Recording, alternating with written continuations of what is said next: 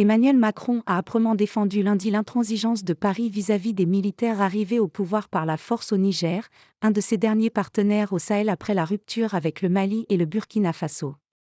Si la France n'était pas intervenue, si nos militaires n'étaient pas tombés au champ d'honneur en Afrique, si les opérations militaires, Serval puis Barkhane n'avaient pas été décidées, nous ne parlerions aujourd'hui ni de Mali, ni de Burkina Faso, ni de Niger, a déclaré le président français devant les ambassadeurs français réunis à Paris pour leur conférence annuelle. Ces États n'existeraient plus aujourd'hui dans leurs limites territoriales, a-t-il affirmé, insistant sur le fait que la France était intervenue contre les djihadistes à la demande de ces pays du Sahel. Les militaires nigériens, qui se sont emparés du pouvoir à Niamey le 26 juillet, retiennent prisonnier depuis le président renversé Mohamed Bazoum. Et ils ont pris la France, l'ex-puissance coloniale, pour cible privilégiée, alors que Paris réclame le retour à l'ordre constitutionnel et reste en contact avec le président Bazoum, élu en 2021.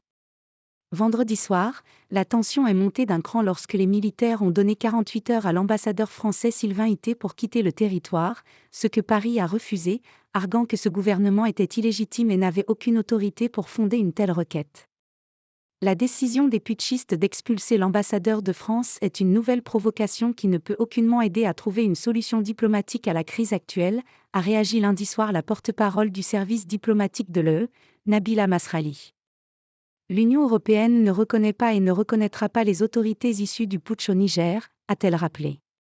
Emmanuel Macron a, lui, salué le travail de l'ambassadeur Ité et fait savoir qu'il était toujours à Niamey.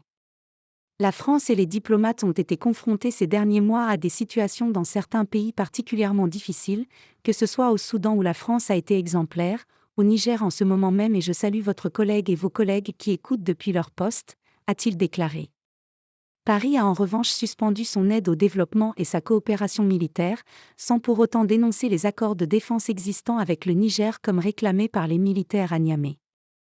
Quelques 1500 soldats français sont encore présents au Niger, devenu le pivot de son dispositif anti-djihadiste au Sahel, mais ils craignent désormais de devoir plier bagages.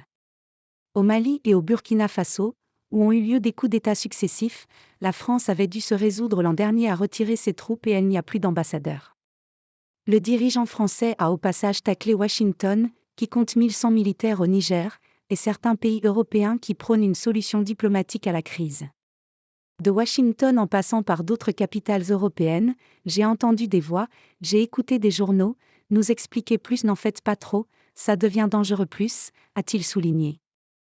On a dit que la France était trop engagée en soutien au président Bazoum, on ferait quoi si un coup d'État se passait en Bulgarie ou en Roumanie, a-t-il lancé. On ne fait pas de double standard, a-t-il tranché. Mohamed Bazoum est un homme intègre, démocratiquement élu, courageux, a-t-il dit. Parce qu'il ne démissionne pas, au péril de sa vie, on nous explique que la bonne politique serait de le lâcher parce que c'est devenu à la mode, parce qu'en fait il faudrait produire local maintenant, même quand ce sont des putschistes, a-t-il ironisé.